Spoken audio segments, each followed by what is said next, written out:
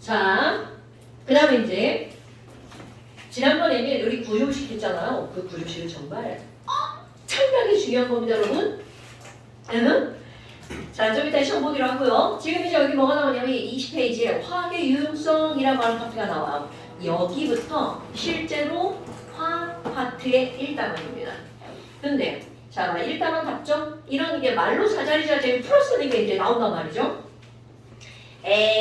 화학의 유용성. 그럼 이게 이제 제목답게 바로 뭐니? 말 그대로입니다. 야, 도대체 화학이 우리의 일상에 어떤 영향을 주었을까? 이런 것들을 다루는 게 바로 화학의 유용성이야. 그럼 우리 일상이라고 하는 건 의식주? 이런 것들을 말하는 겁니다, 여러분. 그러니까 얘네들은 이것도 다 화학이죠. 그 다음에 식, 주, 하나 더, 약. 이런 것들이 바로 화학 쪽에 특히 실제로 약이라고 하는 부분이 화학이 엄청나게 중요한 영향을 받는 그런 부분들이죠. 그래서 이제 약학전문대학원 뭐 이런 거 갈 때 일반화학은 이제 당연한 거고요. 유기화학이라고 하는 화학 일부 이제 과목이 있어요. 그러니까 그거를 주로 이제 시험을 보죠. 왜냐면 약들이 전부 다 그 유기화학이거든. 그 유기화학이 나중에 이제 유기화학은 많은 과에서 배워요. 재미있는 사람이 있고 도대체 이게 뭔 개소리지? 라고 느끼는 사람이 있어요. 난 유기화학은 별로 좋아하지 않아요. 난 이제 화학이 유기화학 파트와 무기화학이라고 하지만 이게 상대적인 것처럼 물리화학 쪽이 있어요. 물리와 비슷한 거 나는 그런 쪽을 좋아해요. 숫자로 하는 거 수학을 좋아했어가지고 옛날에 수학 가르쳤어야 되는데 수학 좋아했는데 지금은 공식도 생각이 안 나. 뭐하여튼 이런 겁니다. 그렇다면 이 중에서 제일 중요한 거 바로 식 먼저 한번 볼까요? 이 식이라고 하는 거는 이게 식량 문제인데요. 너네들이 뭐야 우리 지금 잘 먹고 잘 살고 있잖아요. 아유 밥이 없네. 실제로 우리 집에 쌀이 없어서 밥이 없어요. 막 쌀 떨어지는 날이 너무 많아. 쌀을 많이 먹어서 쌀 조금만 사와가지고 안 먹으니까. 그런데 밥이 없고 쌀이 없어서 밥을 못 먹는다는 거는 우리가 생각할 수 있는 범위는 이제는 아니란 말이야. 그런데 내가 옛날에 있죠. 어릴 때 70년대 초반에 우리 집이 이제 시골이니까 땅이 있고 논이 있으니까 농사를 지어서 밥을 먹기 때문에 쌀이 부족한 일은 별로 없습니다. 그런데 동네에 논이 없는 집들이 굉장히 많아요. 그런 집들은 주로 이제 물론 이제 밥을 먹죠. 논이 없다고 쌀을 못 먹는 건 아니야. 다른 집 가서 이제 그 논을 빌려가지고 그걸 짓는 거야. 그걸 짓고 일부 자기가 갖고 일부 당신한테 주고 지금 이제 그런 일들이 되게 많은데 그렇게 하면 쌀이 부족하니까 점심 때는 밥을 못 먹고 고구마를 먹습니다. 그걸 이렇게 고구마 정말 맛있지. 근데 그거를 주식으로 먹잖아?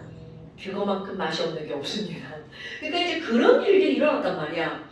그런데 그렇게 그때도 쌀이 좀 부족했는데 옛날을 생각해봐. 우리 조선시대 우리 안 살아봤지만 뭐 이렇게 뭐 보면 뭐 나오잖아. 먹을 게 없어가지고 막 이렇게 그릇 들고 막 남집 부잣집 가가지고 이렇게 들고 서 있단 말이야. 그러면 생각할 게 뭐냐면 지금이나 옛날이나 땅덩어리의 크기는 똑같죠. 오히려 지금 너무나 많이 땅을 막 이렇게 파고 땅 파고 막 건물 짓고 막 이래가지고 농사지을 땅은 오히려 부족하단 말이야. 인구는 더 많고 그런데도 부족하지 않습니다. 그럼 이게 도대체 뭐니? 이거는요. 쌀이 이렇게 있어. 물론 이제 저기 독일 사람이 이 식량 문제를 해결했으니까 걔네들 밀을 먹잖아요. 그럼 밀 한 그루에 밀이 이렇게 매달린단 말이죠. 그럼 옛날에는 너무 잘됐나? 밀이 요따위로 매달립니다. 그런데 지금은 어떻게 매달리는 거니? 여기에 밀이 이렇게 다글다글 이렇게 매달리는 거야. 그러니까 결국은 생산량의 차이가 엄청나다는 거죠. 그럼 도대체 이게 뭐 때문이니? 이거 단편적으로 얘기잖아요. 비료 때문입니다. 비료? 그렇다면 이런 비료라고 하는 건 도대체 뭐니? 비료는요. 이런 거 시험때 나오지 않아요. 비료는요. 땅 속에서 식물이 생장하는데 부족하기 쉬운 원소만 거기다 넣어놓은 게 바로 비료인 거야. 예전에는 중학교 과정에 그런 걸 배웠어요. 비료의 3요소가 뭐냐.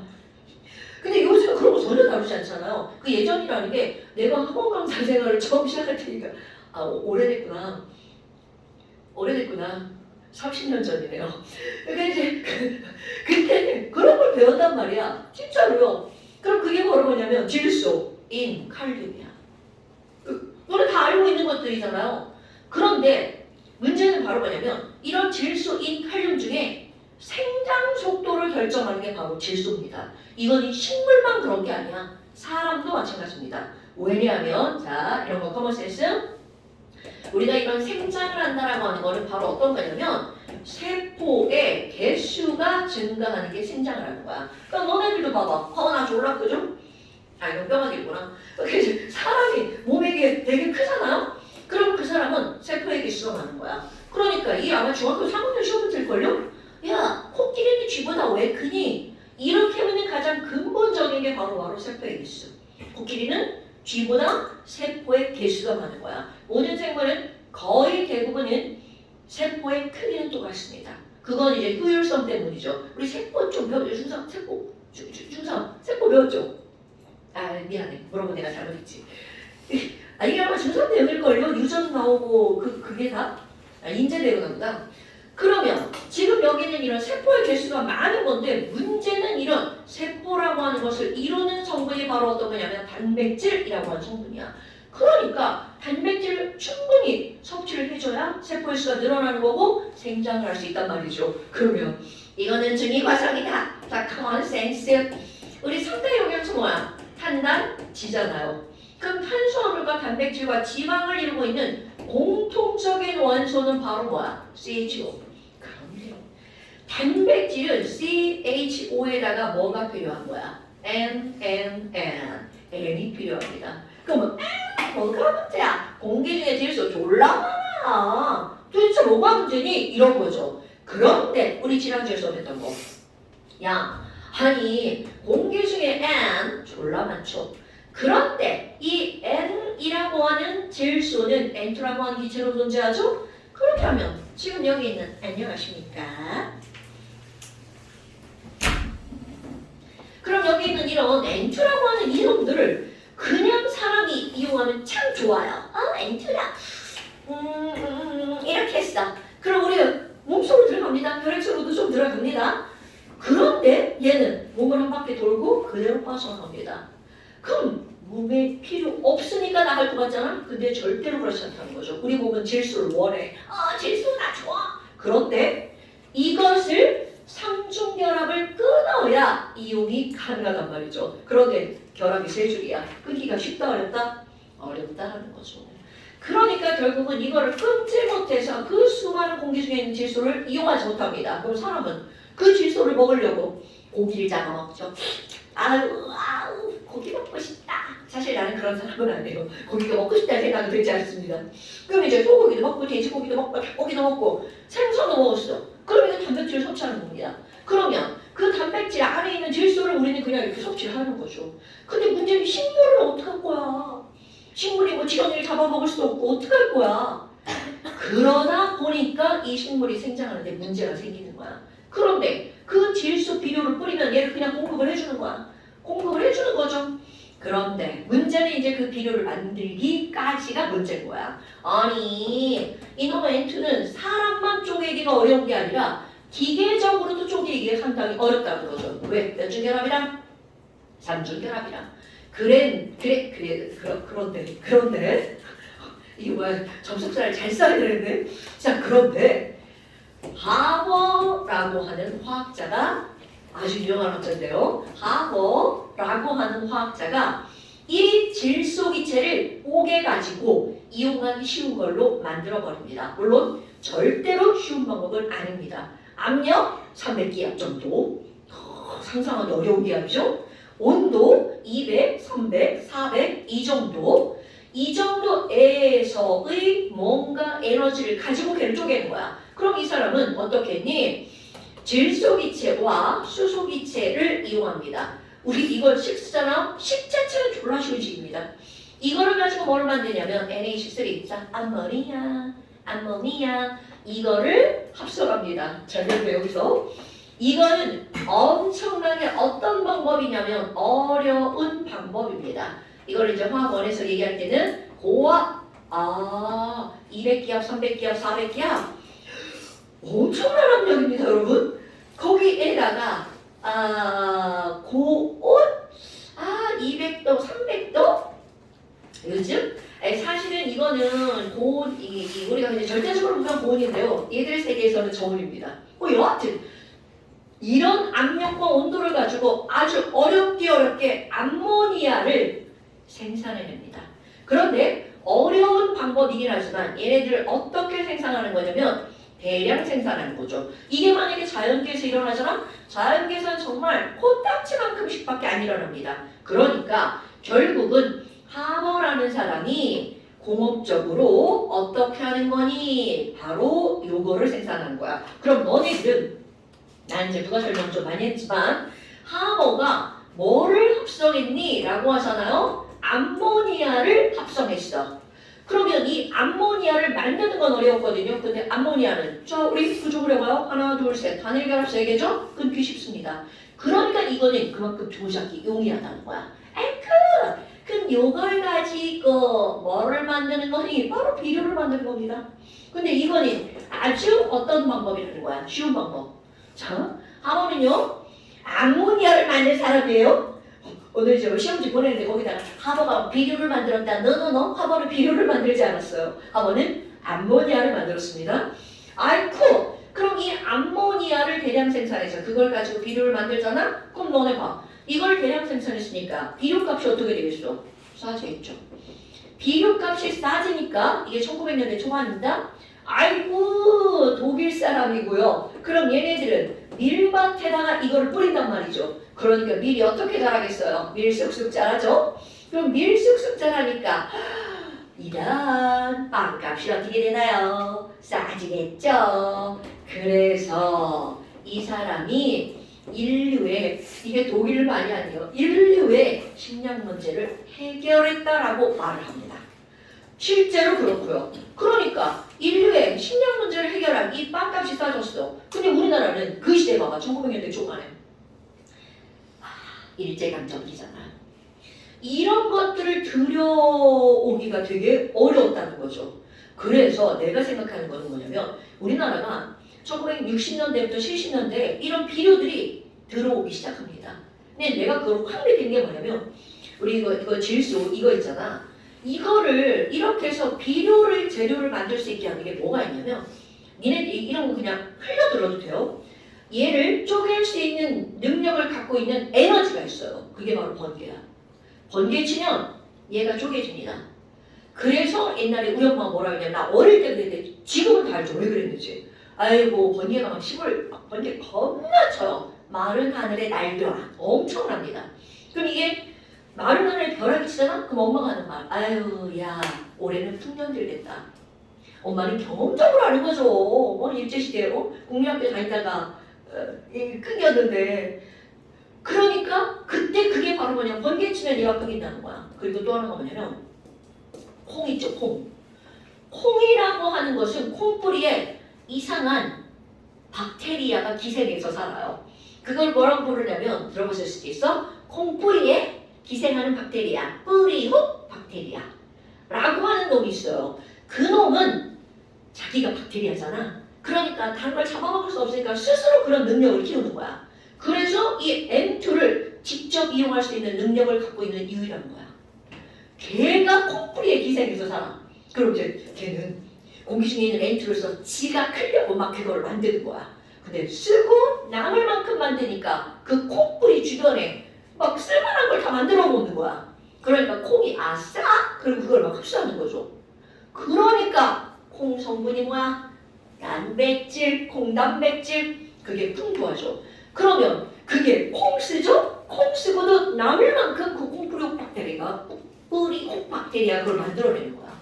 그러니까 내가 어릴 때 있죠? 논두렁에 가잖아요? 밭두렁에 가잖아요?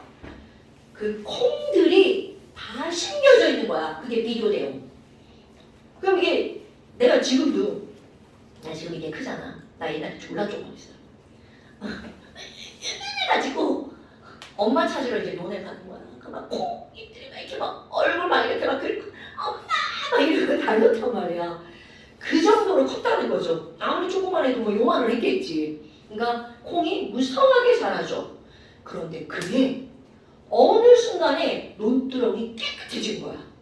그게 콩을 심지 않은 이유, 바로 뭐를 뿌렸기 때문이야. 비료.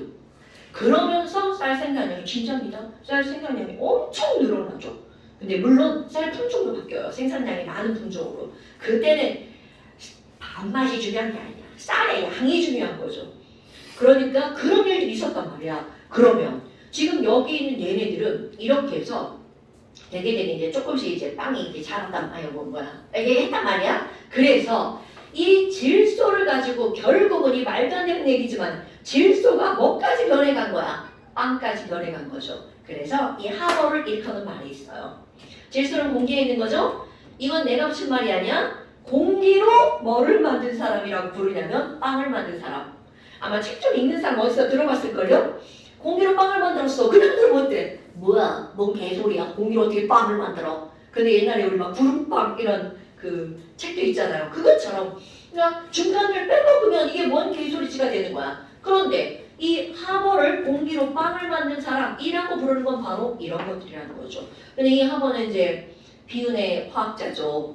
이렇게 이제 1900년대 초반에 독일에서 이런 것들을 했어. 그런데 아이고 그때 그 시대가 우리 세계대전이 일어난 시대잖아요. 그러니까 거기 독일에 있는 그 아저씨가 그 나쁜 사람이라고 하는 히틀러 아저씨가 야야 너 이리 와봐. 너 좀 이렇게 이상한 독가스 좀 만들어봐. 그럼 이 사람은 아니 독가스를 만들래. 그럼 안 만들면 너 죽이겠다 뭐 이거겠지 뭐. 그러니까 선택의 문제 어쩔 수 없이 만들죠. 그거로 인해 사람들이 굉장히 많이 죽죠.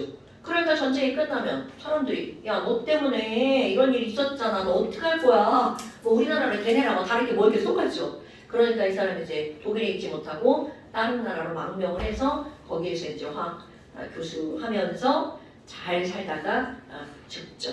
근데 이제 그런 하버라는 사람입니다. 이게 바로 식량 문제야. 내가 이제 쓸데없이 길게 얘기했지만 너네들 기억할 거니 자 식량 문제를 해결한 사람은 하버인데 하버는 공기 중에 있는 질소랑 수소를 이용해서 그걸로 암모니아를 대량 합성했다. 이게 바로 여기에 포인트. 자, 암모니아 합성하고 뭐를 해결했다? 식량 문제를 해결했다고요. 영상 들으셔야 돼요? 막 아토피 때문에 눈 막 그냥 비비작비비작하고 죽겠네 아주 그냥. 자, 그러면 두 번째 이제 뭐가 나오냐면 의. 뭐야? 의? 5대자죠. 그럼 얘네들은 뭘 말하는 거냐면 섬유를 말하는 거예요. 이런 섬유는 바로 뭐니? 크게 이제 두 가지로 구별을 했는데요. 하나는 합성섬유, 하나는 천연섬유. 그런데 천연섬유는 화학이 아니죠. 아이쿠. 그럼 천연섬유는 지금 커먼센스? 아마 기가 시간이나 뭐 이런 거 배웠을걸요? 우리 면 있어, 면. 면은 뭐야? 목화. 막 키워가지고 그거 가지고 막 이것저것 하죠. 면티 다 면입니다. 그 다음에 겨울에 입는 거 뭐 털모자죠. 양털. 이렇게 털깎아가지고 막 이렇게 쭉 엮여가지고 막 실로 만든 겁니다. 졸라 비싸요. 그럼 여기 면도 니네들 면티 그냥 이게 뭐가 비싸 그러지만 사실 굉장히 비싼 겁니다. 그럼 이게 뭐야? 천연에서 자라는 것들은 재배 기간이 오래 걸려요. 니네들은 목화 사실 뭐 키우는 거 못 봤잖아요. 나 진짜 나 이런 나 진짜 너무 천연 티 난다. 큰일 났다 진짜. 산에 이제 가면 주로 이제 목화는 산에만 키웠어. 산에 있는 밭에. 그거 키우면 뭐가 이렇게 동그랗게 뭔가 이렇게 맺혀요. 근데 그거를 우리는 안 키웠지만 학교에 가다가 걔를 뜯어? 왜 그랬지 몰라. 지금 생각하면 그걸 뚝 따가지고 입에다 넣고 씹으면서 가요. 그러면 폭신폭신한 거야. 목화 어릴 때 달짝지근한 물도 나와요. 그거 걸리면 막 진짜 엄청 도망가야 돼요. 근데 그게 나중에 거기서 이렇게 터지면 소리 되는 거야. 그러니까 이제 그럼 우리가 따먹은 거지. 그러니까 그러면 안 되는 건데 지금 생각하면. 그럼 뭐 어쩐지 얘네들이 이렇게 됐단 말이야. 그럼 봄에 심어가지고 봄에 심어가지고 여름 키우고 가을에 걔네들을 추수하는 거야. 그러니까 재배 기간이 오래 걸리죠. 그러니까 비쌀 수밖에 없죠. 거기다가 비 졸라 많이 와고 걔네도 넘어져 막 없어지는 거죠. 그 다음에 이 양도 마찬가지죠. 그 다음에 얘네 천연섬유 또 알고 있는 거 뭐 있어? 이것도 식물이잖아요. 그러니까 얘네들도 마찬가지인 거야. 또 이런 거 하나? 실크? 비단이잖아요. 그럼 비단은 누에가 이렇게 해가지고 막 이렇게 만드는 거잖아요. 그럼 니네 누에를 키워서 난 누에 키우는 아, 나 진짜 이 누에를 키우잖아. 그럼 얘네들은 진짜 엄마가 누에를 먹여야 되잖아. 누에가 뭐 먹어? 몰라. 뽕잎. 그렇지. 엄마는 뽕나무 잎 따라가야 돼. 진짜 얼마나 많이 먹는 줄 알아 얘는? 이파리를 그냥 이렇게 누에 판이 요거 두 개 합친 거 많은데 방에서 이 방 반을 이렇게 한 마디 해가지고 거기다가 이런 판을 끼워. 이런 판을 이렇게 착착착착 끼워가지고 이 위에 누에가 크는 거야. 그럼 거기다 이렇게 이제 뽕잎을 얹어주면 이 새끼들이 하루 종일 먹어요. 근데 밤에 시골에 얼마나 조용해. 얘네들이 밤에도 먹어. 그럼 그 소리 있죠. 삭삭삭삭 나뭇잎 씹어먹는 소리. 그 수많은 누에들이 그게 뭐가 있어. 거기서 잘 자면 좋은데 이것들이 꼭 기어나와요. 같이 자는데 옛날에 침대가 어딨어. 방바닥에 누워 자는데 기어다녀. 사실 니네들 이상하잖아. 우리가 하도 있는 일이라 별것도 안 했어. 에이씨 뭐야 그때 보면서. 근데 문제는 몸을 움직일 때 방바닥에 있는 애들 그게 더 큰 문제야. 아침에 일어나면 막 애들 다 터져 있고 막 그런 일들이 있단 말이야. 그러니까 이거는 내가 지금 얘기하는 거 그거를 키우는 고충. 그러니까 그렇게 뽕 따고 걔네를 키워가지고 막 꼬리 이렇게 해가지고 몸 틀어가지고 막 이렇게 된단 말이야 걸고. 그럼 그 상태에서 걔네들을 실을 거꾸로 풀어서 그걸로 비단 실을 만드는 거야. 그러면 그것도 재배기간이 어때? 엄청 오래 걸리죠. 그럼 결국은 이런 천연 섬유는 비쌀 수밖에 없다는 거죠. 그러니까 섬유가 충분히 공급되지 않은 게 너무 당연한 거죠. 옛날에는. 그런데 이렇게 비싼 거는 단점이죠. 장점도 있죠. 이 천연섬유의 가장 큰 장점은 바로 뭐야? 수분 흡수성이 어떻다는 걸까요? 크죠. 그러니까 정전기나 이런 것들이 잘 일어나지 않을 거고요. 그렇다면 이 합성섬유라고 하는 게 나오는데 합성섬유는 예전에 이제 캐로더스라는 화학자가 알죠? 우연히 실험을 하는데 분명히 이건 섬유를 만들려고 한 게 아니고요. 어떤 액체를 가지고 뭔가 실험을 하는데 엉뚱한 데 쏟아버린 거야. 그럼 우리 뭐야? 실험하다가 그런 일이 벌어지고 와 이거 좋겠다지 뭐.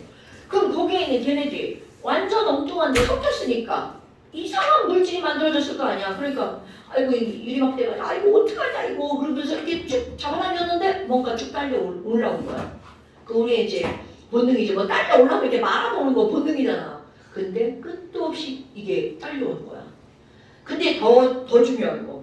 얘가 딸려 올라와서 말리면 이게 한 덩어리가 되는 게 아니라 다시 거꾸로 풀린 거야. 헐. 만져보니까 겁나 질겨. 그래서 나온 게 최초의 합성섬유입니다.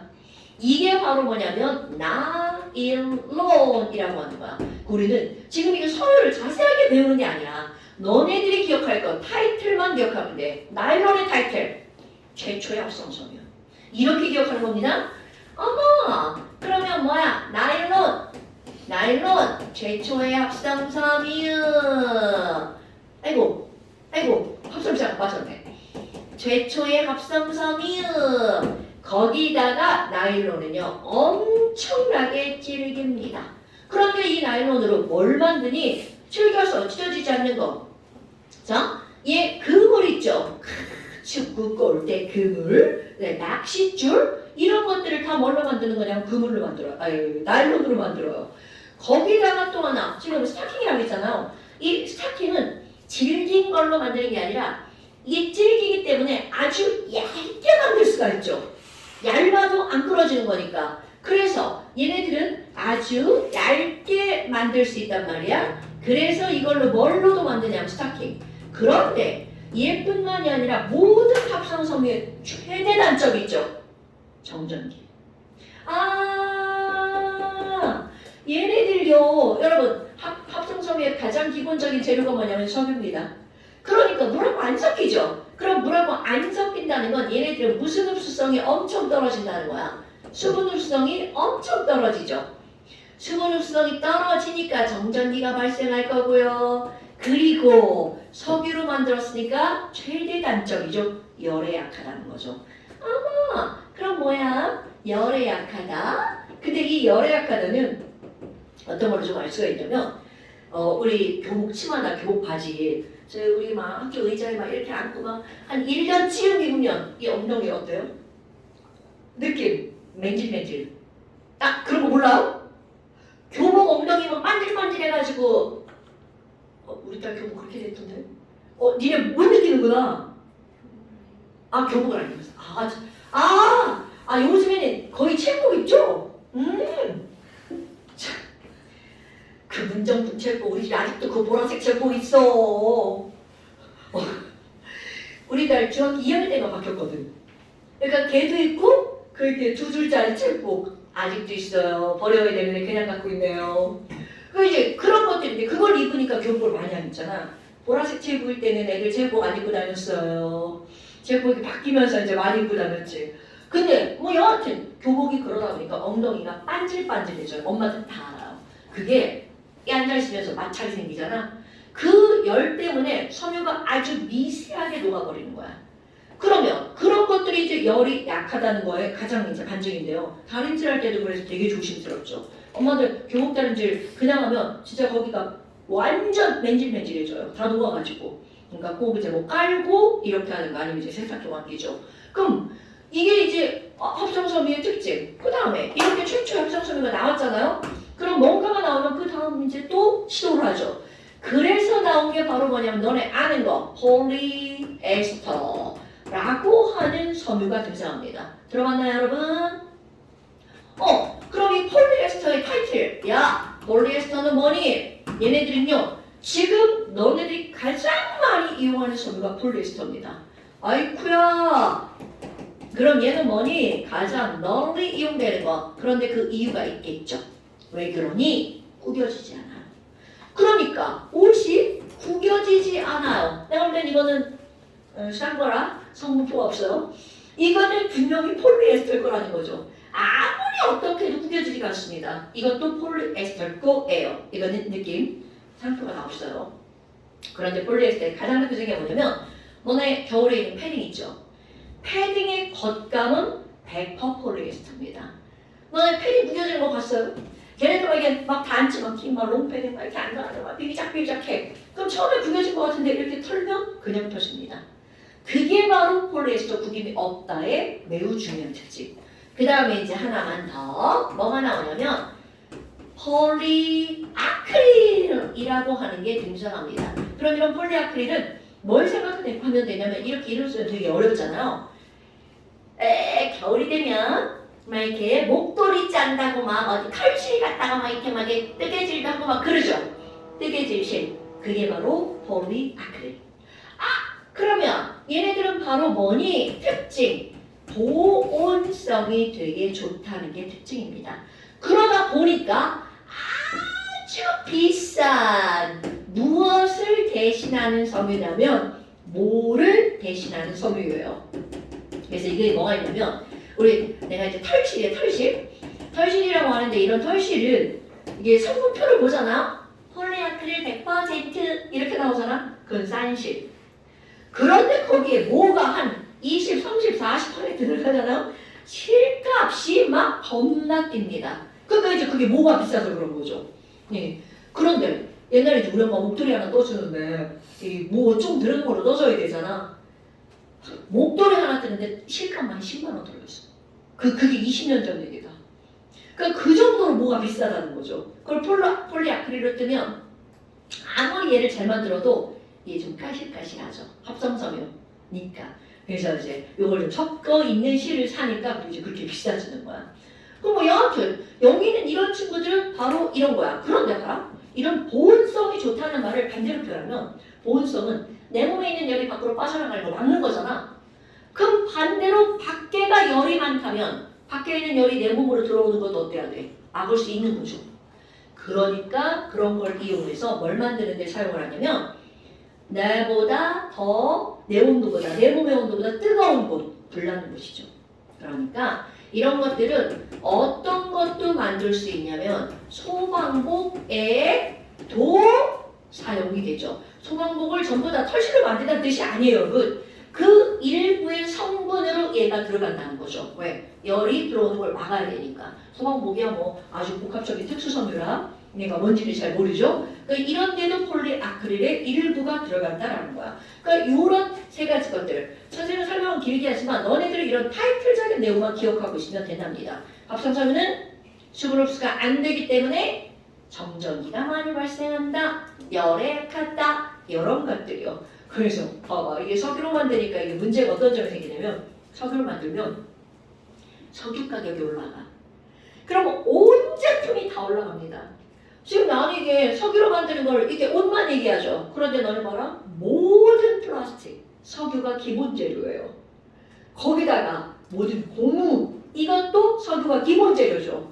그러다 보니까 이놈의 석유 가격은 전체 물가에 엄청나게 영향을 많이 준다는 거죠. 요즘 기름값이 좀 올라가고 있는 것 같은 느낌? 아이씨, 차 기름 넣을 때 기름값을 안 보너가지고 그거 보면 마음 아파서 막 올라가 막 이렇게 될 거예요. 자, 그래서 이제 이런 게 나오고요. 그 다음에 주. 자, 여러분 주는 뭔가요? 집? 집, 그렇죠? 집주짝. 아니, 자 여기 수업하기 싫으니까 왜 이렇게 할 말이 많은 거야? 너네들은 진짜 이게 1900년대 생도 아니지. 2000년대생이지. 2000.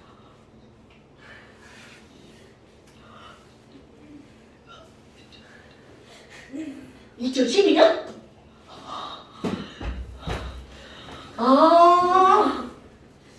그러니 1970년대 깡촌에서 산 나는 어떻게 했냐고.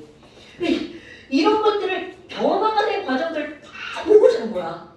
이게 쓸데없는 말이 할 말이 너무 많은 거야. 하지 말아야 되는데. 아이씨, 자, 집 해봐. 너네들이 아빠가 얼마나 좋아. 난 캠핑을 절대로 안 가거든요. 그 이유. 왜 집 냅두고 밖에 나가서 잠을 자냐고. 시골에서는요. 나무와 흙으로 만들어진 집. 진짜 사극에 나오는 집에서 중학교 때까지 살다가 고등학교를 대전으로 나왔죠.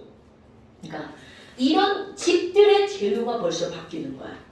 그럼 옛날에는 나무와 흙을 이용해서 집을 지었단 말이야. 그럼 이게 흙으로 집을 지었다고 생각을 해봐. 흙은 물이 마르면 부서지는 거 알죠? 진짜로 이렇게 부서집니다. 벽에서 흙이 떨어집니다. 근데 흙이 떨어지면 어떤 일이 벌어지니? 이게 나무잖아. 이게 나무? 흙? 물론 흙으로만 다시 집을 짓는 건 아니야. 그 중간중간에 옥수수나 수수깡 있죠. 걔를 이렇게 얼기설기 엮는 거야. 차 큰 무늬로. 그리고 거기다 흙을 발라야지. 안 그러면 흙이 넘어지지. 상상되지 않아요? 지금도 막 고층 건물을 지을 때는 시멘트만으로 안 짓죠. 철근을 넣어야 시멘트가 안 넘어지지. 똑같은 원리입니다. 근데 문제는 뭐냐면 이 나무와 흙 사이 여기에서 떨어지잖아? 그 틈으로 밖에 가버려. 방에 누워있는데 밖에 햇빛이 들어와. 그거를 매년 보수를 하는 거야. 근데 나 아버지 돌도 안 해갖고 죽어가지고 아버지도 없고 우리 오빠들 나보다 거의 20살 많은데 다 밖에 나가 있고 아니 와가지고 그거 좀 해주면 얼마나 좋아. 지네 엄마랑 지네 할머니랑 막내 여동생 셋이서 사는데 그거 안 고쳐지고. 그러니까 난 그런 집에서 산 거야. 얼마나 추웠겠어. 물론 엄마가 이제 거기 이제 살짝 이제 하지. 근데 그런 여자들의 손길과 남자들과 그렇게 가는 손길이 좀 다르거든. 그런 집에서 니네 산다고 생각해봐. 종이만 이렇게 창을 살잖아. 가을만 되면 엄마 이제 막 창을 이쪽 저쪽으로 몇 겹씩 발라. 문에다가. 이런 문 얼마나 좋아. 바람도 안 들어오잖아. 근데 막 종이문 찢어지긴 왜 이렇게 금방 찢어지고 지랄이야. 그리고 나 왜 그걸 구멍을 뚫느냐고. 엄마가 이놈의 집에 그거 뚫지 말라. 그리고 거기다 종이 이제 알잖아. 이렇게 조그맣게 올려가 붙이. 그 옆에 뻑 뚫고. 도대체 왜 그러나 몰라. 그래 옛날이나 지금 애들은 어쩔 수가 없어. 그러니까 이제 그런 집에서 살았던 거죠. 그런데 지금 상상을 해봐. 그 벽이 시멘트로 바뀌었죠? 그 창문이 유리로 바뀌고 현관문으로 바뀌죠. 그러니까 냉난방이 얼마나 잘 되겠어요.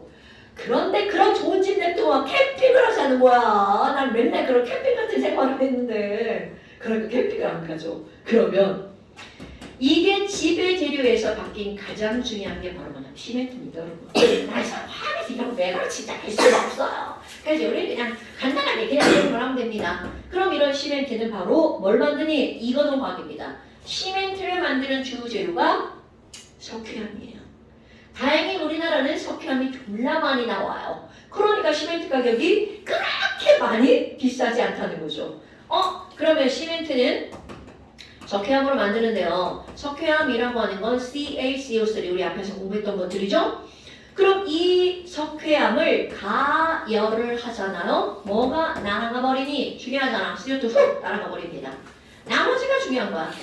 CO 2개가 날아가면 CA 하나 남죠? O 하나 남죠? 요게 시멘트의 가장 중요한 재료입니다. 이거를 뭐라고 부르는 거니? 석회암에서 나온 생석회라고 불러요. 그럼 요거 하얀 가루에다가 뭐를 섞어주는 거냐면 우리 흙 있죠? 흙인데 굉장히 끈적거리고 굉장히 가는 흙 있죠? 요거를 섞어서 물론 이제 기타 등등 하겠죠?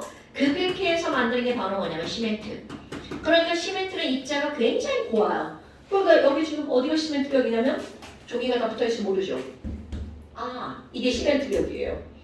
그러니까 이 종이를 떼보면 시멘트를 이렇게 맨질맨질하게 이렇게 되어 있다는 거죠. 시멘트는 입자가 고와. 그러니까 이렇게 눈에 보이는 쪽을 시멘트로 합니다. 그런데 그 시멘트 이쪽 벽이 있으면 저쪽 벽이 있을 거 아니야? 시멘트야. 그 사이는 뭘로 채우냐면 콘크리트. 되게 많이 친숙한 단어들이잖아요. 그런데 콘크리트 별거 아닙니다, 여러분. 콘크리트는 시멘트에다가 모래나 자갈을 섞은 게 콘크리트 이렇게 들어가요. 그러니까 이런 건물들은 가운데는 다 콘크리트고 양 사이드가 시멘트인 거야. 왜냐면 이게 콘크리트가 나빠서 거기다 넣는 게 아니고요. 콘크리트 입자가 크잖아. 그럼 입자가 크면 거기에 공기층이 생기죠. 공기층은 보온을 할 수 있는 굉장히 중요한 역할을 하는 거죠. 그러니까 안에 콘크리트, 바깥쪽에 시멘트. 바깥쪽에 막 놀라이 울퉁불퉁하고 졸라지 불편하잖아. 그러니까 밖에는 시멘트. 그게 단층 건물을 지을 땐 그렇게 짓는단 말이야. 그런데 고층 건물을 지을 땐 거기에 중간에 뭐를 박는 거야? 철근을 박죠? 그런 걸 철근, 콘크리트, 줄여서 일명 철콘. 이거 내가 부르는 게 아니에요. 이렇게 사람들이 부르더라고, 철콘. 그럼 얘네들이 이게 바로 너네 건물 짓는 거야. 그래서 가끔 그런 뉴스 나오잖아요. 어떤 아파트에 철근을 들어가는 게 100개 열리는데 막 철근을 빼다가 팔고 조금 넣고 그래서 한 80개 만들어갔다. 건물이 이렇게 막 금가는 거죠. 그래서 뉴스 나오잖아. 그래서 뭐 무슨 순살 아파트 뭐 이런 것들 나오잖아요. 그러니까 이런 철근이 아파트를 짓 때 엄청 중요하다는 거죠. 비싸니까 하나씩 빼먹는 거지. 근데 이제 그게 설계를 할 때는 다 들어간다는 거야. 중간에서 요놈 빼먹고 저놈 빼먹고 그래서 그렇게 된다 하더라고요. 근데 이제 개인 집을 지을 때는 개인이 내가 집을 짓는 게 아니구나. 남한테 의뢰를 하는 거구나. 그럼 이제 그 사람들도 그럴 수 있죠. 그렇지. 그래서 뭐 여튼 이런 거고요. 그 다음에 또 변화가 심한 거 연료. 너네 이 연료는요. 또 이제 거짓말 같은 얘기죠. 그냥 어릴 때는 엄마랑 사촌 오빠랑 지게 내고 산에 나무하러 가요. 그럼 이제 나무하러 가가 진짜 나무하러 갑니다. 지게 내고 이제 난 조그마니까 이제 지게 이거 이따만한 거 띠뚝띠뚝 가가지고 사실 난 놀러 가는 거예요. 못 메고 내려옵니다. 그럼 이제 엄마가 거기다가 이게 소나무 이파리 있잖아. 솔잎을 조금만 올려줘요. 그럼 이제 그것만 메고 내려오는 거야. 혼자 집에 있으면 심심하니까 이제 엄마 따라가는 거지. 그러면 그렇게 나무를 해서 연료를 뗀단 말이야. 그럼 겨울에 나무가 없으면 어떻게 돼? 춥지. 물론 어깨에 놓지 않죠. 어제 이만한 장장 배낭을 이렇게 하고.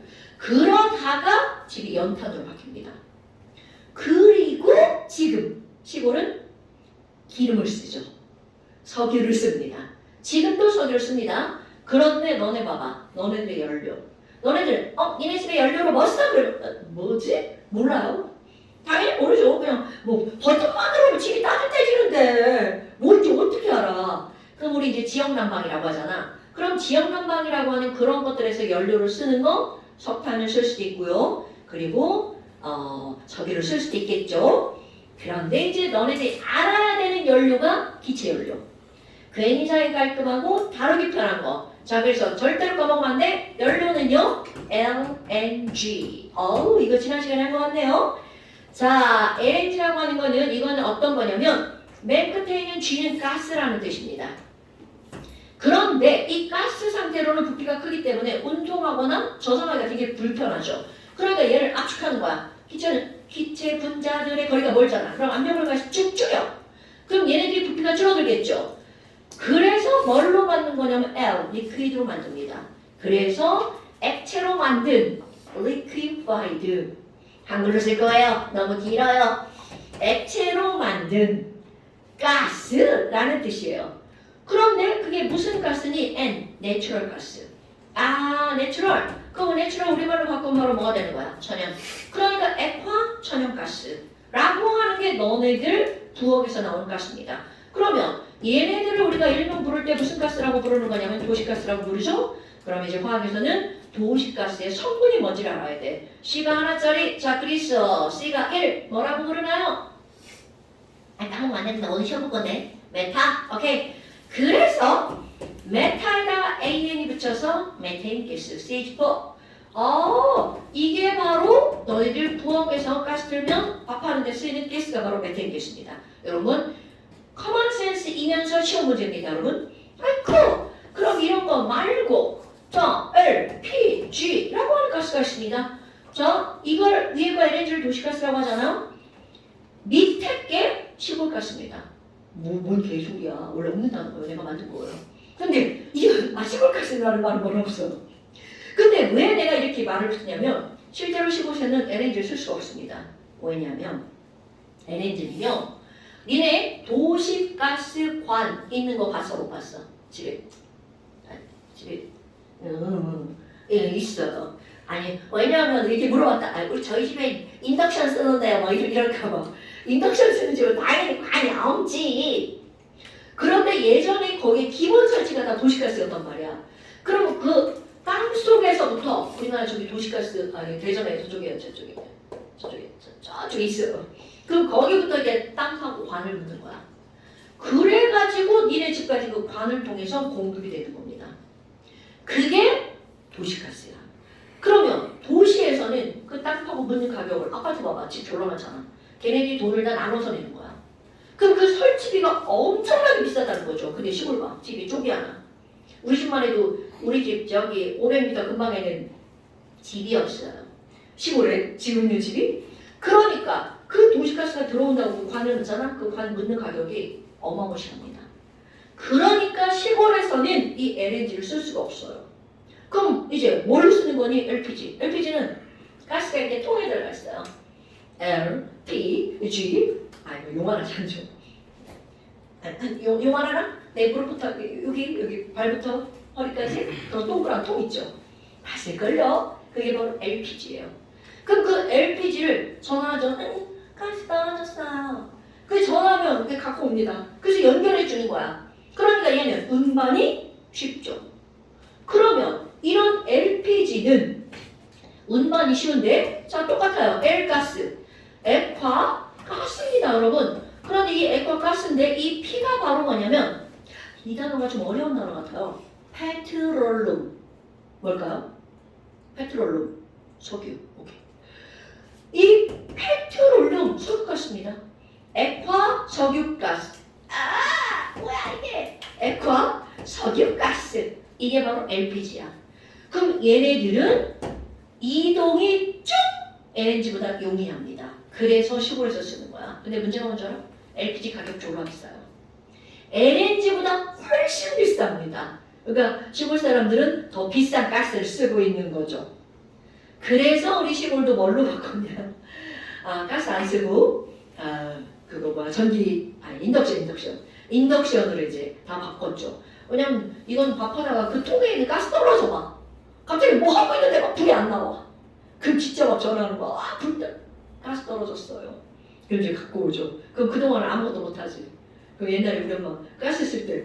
그럼 이제 그거 들고 이제 저희 나무 불 때는 거죠. 하다가 멈출 수는 없으니까. 그럼 이제 얘네들은 바로 뭐니? 자, 얘가 메테인이었죠? C3H8. C가 3개니까 뭐야? 그럼 얘는 프로페인 가스 C4H10. C가 4개니까 뭡니까? 오케이. 그래서 LPG는 프로페인과 뷰테인의 혼합물입니다, 여러분. 예전에는 이런 것들의 아주 자세한 특징까지 배웠는데 지금은 요 정도. LNG와 LPG. LNG는 도시가스 메테인. 요 정도로 하셔야 됩니다. 오케이? 근데 이제 이거는 커먼센스적인 설명인데요. 메테인이 이제 천연가스잖아. 이름이 왜 천연가스니? 석유가스는 당연히 석유에서 식초하면서 얻어내는 거니까 석유가스겠지.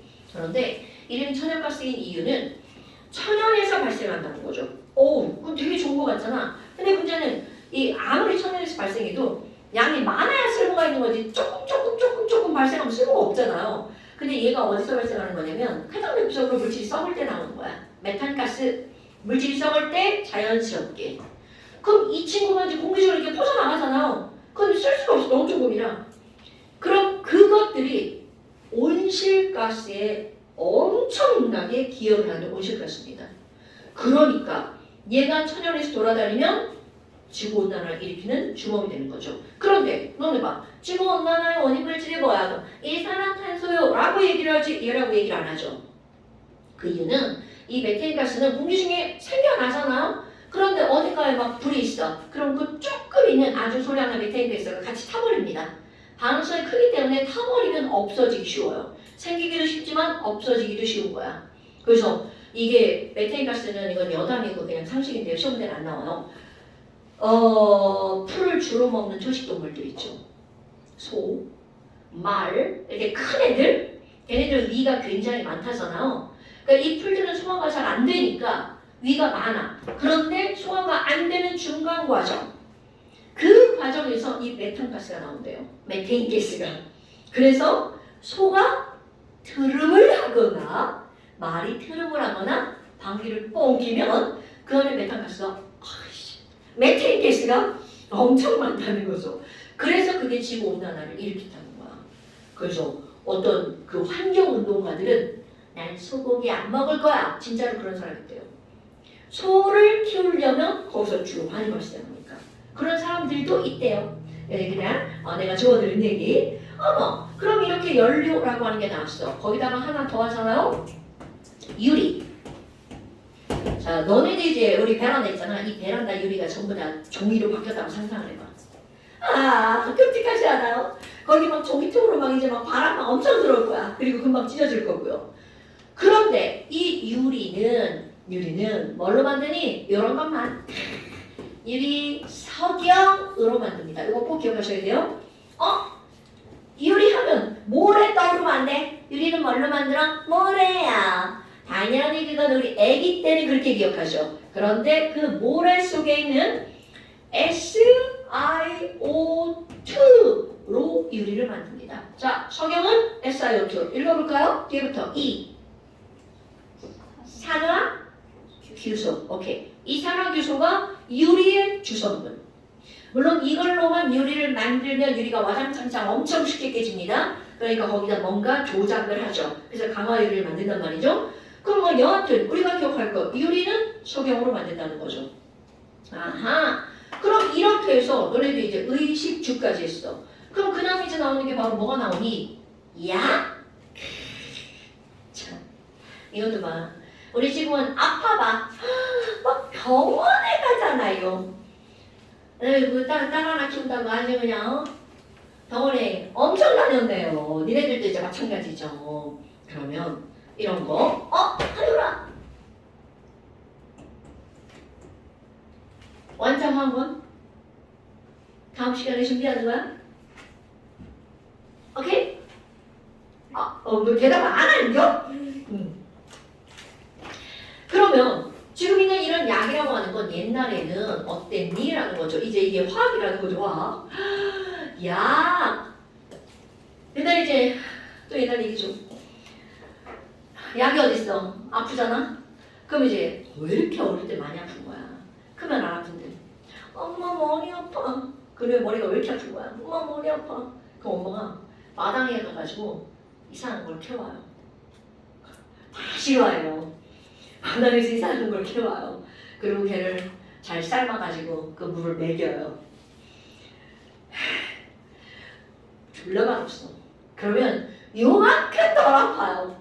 진짜 안 아프긴 안 아파. 요만큼 덜 아파. 그거 먹으면. 근데 맛이 없죠. 안 먹겠다고 막 버티고 막 그러다가 그 이듬해 보잖아. 공땅에서 꽃이 피어납니다. 그런데 그게 바로 작약이라는 것이야. 너 다 알죠? 작약. 그 작약 뿌리가 진통의 효과가 있답니다. 한약 재료예요. 그래서 엄마는 이제 어떻게 약 먹는데 딸내미가 아프다니까 그렇게 하는 거지. 그런데 그때 유럽에서는 옛날부터 뭐를 벗겨서 삶아 먹었냐면 버드나무 껍질을 벗겨서 삶아 먹었대요. 그런데 그 버드나무 껍질도 얘네 나무 삶은 물이 얼마나 맛없겠어. 그래서 삶아가지고 먹잖아? 먹을 때는 막 부역질라고 막 그래. 그런데 걔네 효과가 먹고 나잖아? 짱 좋대요. 그래서 피리아라는 화학자가 도대체 이 버드나무 껍질에 뭐가 있지? 라고 하는 걸 추출해내는 거야. 그래서 그걸로 우리가 알고 있는 약을 만듭니다. 최초의 합성의약품이죠. 그게 바로 뭐니? 너네 다 아는 거야. 아스피린이라고 하는 합성의약품. 그러니까 얘 타이틀 바로 그겁니다. 최초 합성의약품. 그럼 뭐야? 자 이제 또 하나의 커먼센스 묘사 시험 문제입니다. 도대체 버드나무에서 뭐를 추출하는 거니? 자 용어 명칭 기억할 겁니다. 네 글자입니다. 살리실산이라고 하는 물질을 추출합니다. 이게 바로 진통제야. 너네 우리 아스피린 언제 먹어? 막 열나고 머리 아플 때 먹죠. 그러니까 얘네들은 열나고 열을 없애줘. 안 아프게 만들어. 진통, 해열 진통제야. 그럼 이런 살리실산을 추출하는데 이거를 어쩌고저쩌고 하겠죠? 그 어쩌고저쩌고 할 때 들어가는 거. 아세트산. 이거는요. 약학에서 굉장히 중요한 물질이야. 아세트산, CH3COOH 까먹으면 안 됩니다. 그럼 얘를 추출해서 아세트산과 반응시키잖아요. 그렇게 해서 만들어진 게 아스피린입니다. 그런데 봐봐. 아스피린은 지금까지도 엄청 중요한 진통제죠. 그리고 이 아스피린은 그런 효과 말고도 엄청나게 다양한 효과가 있대요. 뭐 그런 거는 너무 많은 정보. 그래서 우리 살리실산이랑 아세트산이랑 반응해서 아스피린 만들어내잖아. 그래서 아스피린의 화학적 이름이 뭐냐면 요거와 요거의 합성어예요. 몰라도 됩니다. 얘네들은 아세트와 살리실산의 합성어. 아세틸 살리실산. 이게 아스피린의 화학 이름이에요. 그러니까 아세틸? 아세트산이라는 뜻이야. 거기다가 살리실산. 이렇게 두 개의 물질. 그럼 봐라. 이런 것들 있잖아요. 어디서 이게 중요한 포인트냐면 아세트산이 CH3COOH잖아. 살리실산의 구조는 뭐 내가 여기다가 써준다고 니네들이 외울 것도 아니고 내가 외우라고 시키지도 않습니다. 그럼 이거는 중요한 게 아니고 아세트산과 이걸 합쳐서 얘를 만들었잖아. 그러면 기본적으로 아스피린은 요 말이 중요한 거야. C와 H와 O로 이루어진 화합물이라는 뜻입니다. 요게 이제 오늘 얘기할 수 있을 것 같기도 하다. 요게 되게 이제 또 중요하게 또 취급이 됩니다. 아스피린 이런 거. 그 다음에 합성의약품 너네 다 알고 있는 거죠. 옛날에 어떤 플레밍이라는 의사 선생님이 이렇게 막 전쟁터에서 이렇게 곰팡이 거시기 생각나는 게 있어. 곰팡이 거시기 페니실린 많이 들어봤죠? 그러면 페니실린이라고 하는 거는 다쳤을 때 병원 가서 뭔가 수술했죠. 그러면 반드시 먹는 약이 있죠. 우리 몸에 세균이 번식하면 안 되잖아. 세균 번식을 막는 거 항생제라고 하는 거죠. 그래서 요 정도의 합성의약품은 좀 기억하고 있자. 우리 아스피린 말고 또 생각나는 거 뭐 있어? 진통제 하면 난 사실 아스피린 잘 안 먹어요. 타이레놀? 난 타이레놀 먹어요. 근데 타이레놀도 기본은 삼일실산입니다. 거기에 뭐랑 반응시키느냐가 조금 달라지는 거죠. 아이고 우리 흔히 오늘 자네. 아이고 이런. 아이고 나도 이런 거 설명하기 싫어. 아이 재미 겁나 없어. 내가 제일 싫어하는 파트예요. 나 혼자 떠드는 거. 사실 내용도 별로 없어. 그렇다고 안 할 수가 없어. 근데 하다 보면 자꾸 옆으로 빠져. 뭐 이게 연합원이야. 그래서 난 정말 싫어. 그래서 이제 여태 이제 이런 것들 이제 너네들 기억하고 있는 게 좋습니다. 그래서 내용상으로는 간단한 타이틀적인 것만 기억하면 돼요. 자, 그렇게 이 다음에 이제 또 나오는 게 바로 뭐니? 한 장 넘겨보세요. 한 장 넘기면 22페이지. 문제가 나오네. 문제 순수 보수 문제가 다 이렇습니다. 그 문제가 이제 다 이런데 너네들 이제 완자를 풀어도 문제는 이 수준입니다. 근데 이거보다 지금 뭐가 설명이 많겠죠? 1번 봐봐. 다음은 인류의 문명 발달과 관련된 어떤 물질이다. 자동차와 항공기의 연료.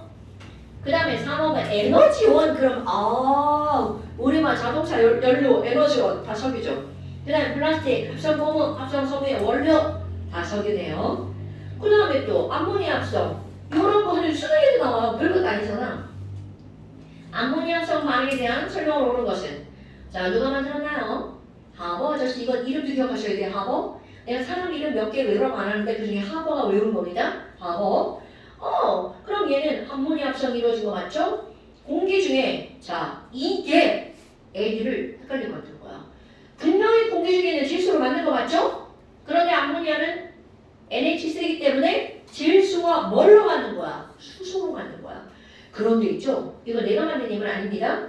질소와 산소로 암모니아를 만든다는 예문이 허다하게 나옵니다. 그런데 우리 막 질소만 보고 동그라미 치는 사람들이 많다는 거죠. 그럼 안 됩니다. 그래서 니은 번 틀린 말이죠. 그 다음에 암모니아로부터 만든 질소 비료는 식량의 대량 생산을 가져왔다. 이것도 맞는 말이겠죠. 문제는 어렵지 않습니다. 그 다음에 모래와 사과에서 시멘트를 섞고 어쩌고저쩌고 철분을 넣어서 강도를 높여서 어쩌고저쩌고. 그럼 얘가 뭐냐라는 거죠. 그럼 얘는 건축재료. 뭐요? 다 화랑밖에 없죠? 콘크리트. 네. 거기다 페인트 뭐 이렇게 할 수는 없죠. 근데 페인트도 사실 다 화학이잖아요. 너네 페인트도 뭘로 만들어? 석유. 페인트는 플라스틱의 일종이에요, 여러분. 굳으면 그렇게 되는 거죠. 너네 비닐과 플라스틱은 같은 거예요. 얇게 만들면 비닐, 좀 두껍게 만들면 플라스틱. 그걸 실로 만들면 석유. 다 같은 겁니다. 이게 되게 신기하죠. 특히 너네 이제 이 책 표지를 보면 그 겉표지 있잖아. 뭐 이런 학원에서 교재 이런 표지들 나잖아. 얘가 이제 폴리 PP라고 하면 더 쉽나요? PP라고 하면 폴리프로필렌이라고 하는 거야. 근데 잘 뭔지 몰라. 이제 예전에 이런 것들 가르쳤는데 지금 안 가르치니까. 이런 것들은 판이잖아. 투명하고 예쁘잖아요. 이걸 길게 실로 만들면 실입니다, 여러분. 그래서 이걸로 만드는 게 가장 대표적인 게 뭐냐면 가방도 이런 걸로 만들고요. 카페트. 우리 바닥에 까는 카펫이죠. 이제 이런 것들을 만드는 거야. 그래서 카펫은 물 떨어뜨려도 잘 흡수 안 하잖아요. 물론 집에 면 카펫도 있어요. 근데 이제 그런 건 제외하고 대부분 일반적인 카펫은 이제 이런 것들을 만드는데 걔네들은 석유 제품이라는 거지. 그러니까 석유로 만드는 거는 정말 수없이 많은 그런 것들이 있죠. 그 다음에 5번을 보면 그림은 암모니아 합성 과정과 이용 사례 뭐 이렇게 나온 거야. 그럼 공기에서 분별 등유를 해서 뭘 얻어내는 거야? 질소기체, 분별 등유. 중학교 2학년 2학기 기말고사? 아직 안 봤죠 이런 거? 봤냐? 이런 거 있어요. 그냥 증류가 뭐야? 끓인다는 건 굳이 우리 물을 끓이는 것도 끓이는 거지만 반대야. 수증기를 물로 만드는 것도 증류라고 합니다. 반대말이죠. 증류의 반대말인데 결국 걔네들은 뭐냐면 기체를 액체로 만들거나 액체를 기체로 만드는 거죠. 그래서 끓는 점의 차이로 이들을 얻어내는 거야. 그런 게 분별증이야. 지금은 이걸 설명할 게 아니라서 패스. 자, 그런데 이번에는 가봐봐. 헐! 수소기체를 어디서 얻어내는 거야? 메테인 가스에서. 어머나! 그런 건 어려워. 우리 수소 기체는 저기 태양에 가면 수소 졸라 많다고 하잖아요. 근데 거기는 수소 기체 아니에요. 그냥 수소 원자죠. 근데 이제 그런 것들을 어디서 만들어낼 거니? 너네 수소 자동차 이런 거 들어봤잖아. 그러면 수소 자동차에 들어가는 수소는 어디서 만들어낼 거니? 가장 기본적인 건 물을 전기분해하는 겁니다. 물 H2O니까 그거 분해하면 수소가 나오는 거야. 그러니까 이제 그런 식으로 수소를 얻어낸 거야. 근데 여기서 메테인에서 얻어낸다는 거 얘기한 거야. 그러면 기억, 공기 중에 있는 뭐랑 수소를 이용해서 암모니아를 만들었죠. 기억은 당연히 그럼 뭐라는 거야? 질소. 그 다음에 과정가에서는 화학 변화가 일어난다.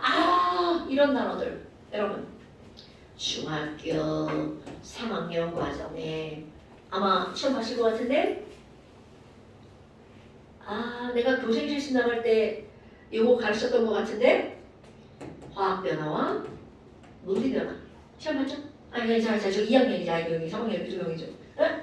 무슨 학년이냐? 화학 변화와 물리 변화 이런 게 나와요.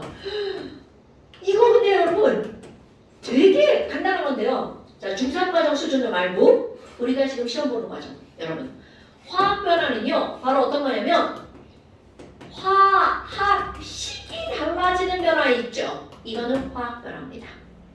오케이? 그런데 화학식이 달라지잖아? 이것이 포인트. 뭐가 변한다는 뜻이냐면 성질이 변하는 거죠. 그러니까 식이 달라지면 성질이 달라지는 거야. 거기에 보면 그 문제 CH4가 뭘로 변했어? H2로 변했죠? 이거는 화학 변화입니다. 화학식이 달라졌죠?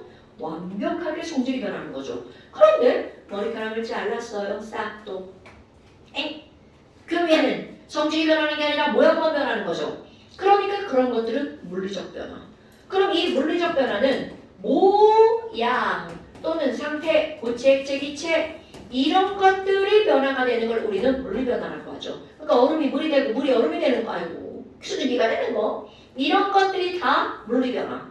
그럼 그게 바로 어떤 거냐면 공기는요 N2와 O2와 CO2와 R곤 이렇게 이루어져 있는 거야. 그럼 여기서 뭔가 방법을 이용해서 N2만 끄집어냈죠. 그럼 N2만 꺼냈지만 이들은 화학식이 달라지지 않았죠. 이런 것들은 물리변화라고 하는 겁니다. 그러니까 답을 찾을 때 화학변화와 물리변화는 화학식이 달라지면 화학변화. 오케이? 그러니까 지금 거기서 그런 문장이 나온 거야. 과정가에서는 무슨 변화가 일어나니? 화학변화가 일어난다? 맞는 말이 되는 거죠. 그 다음에 암모니아 합성은 식량부족 문제를 계산하는데 이거는 당연히 기여했다. 이거지. 완전 이 단어의 타이틀이고요. 나 여러분 요런 것들이 요 단원. 그래서 이제 어디 보자. 완전 책이 그지예요. 표지가 없어졌어요. 아마 이건 답지 표지인데요. 표지는 요렇게 생겼을 거예요. 아니 안 까먹겠죠? 주황색 표지입니다. 우리 책도 주황색인데 얘도 주황색이네요. 이런 표지를 가지고 있고요. 아니 저희 책은 이게 그지예요. 저희 책은 이게 그지예요. 이거네요. 이게 잘라놨냐고요?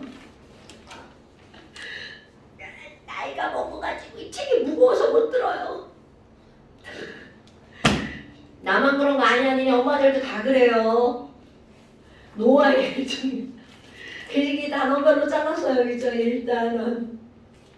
자 그래서 너네들이 이제 책을 사서 문제를 코딱지만큼만 풀어올 거예요. 그런데 나도 이렇게 주저주저 얘기하는데 여기는 더 주저주저 써놨어요.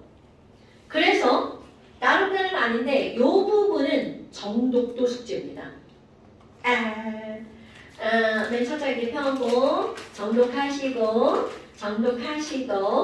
그래서 또 이게 정독하고 상식을 넓히는 겁니다. 그리고 어떤 거 숙제냐면 완전 13페이지 숙제. 정독하시고 푸세요. 그냥 문제 대비면 뭐야 이거 개소리요? 이런 거 나옵니다. 왜냐면 내가 얘기한 거 말고도 좀 많은 내용들이 들어가 있어요. 나는 이제 진짜 딱 포인트만 잡아서 얘기하는 거고요. 여기는 이제 그런 단어입니다. 학교에서는 당연히 이제 프린트 나눠주게 읽어버리겠죠. 이제 그런 단어. 그래서 요거 숙제고요. 그 다음에 잠시 많지 않아요.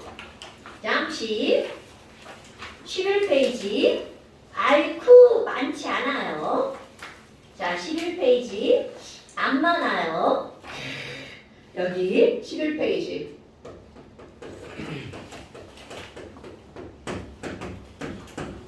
오케이? 네. 오늘 당신 내용 했습니다. 졸라기라나 씨. 자 시험 좀 한번 봐볼까요? 아니 현준이는 진짜 안 오네?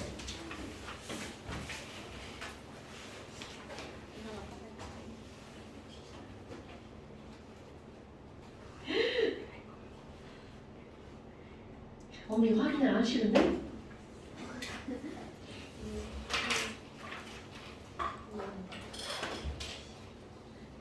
이럴 경우는 거의 5인 식구가 함께 늦잠을.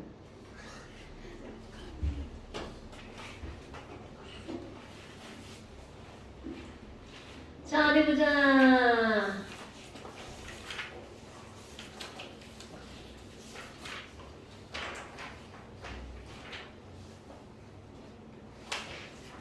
아이고, 이걸 어디부터 시험을 봐야 잘 봤다고 소문이 나나?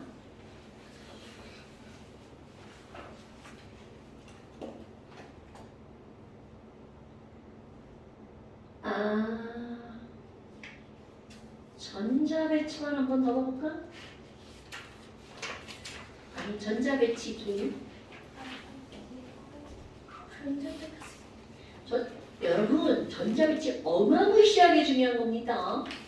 이거 하는 것만 해도 해보시라고? 아니, 전자배치를 끼워넣을 데가 없네. 아니, 전자배치를 끼워넣을 데가 없네. 보지 말아주세요. 아이고, 오늘 것만 해도 너무 어려워요. 아이고 이런 이 친구들 뭐 사게 무지개.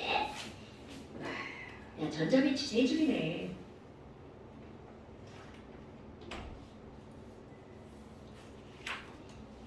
어디 보자.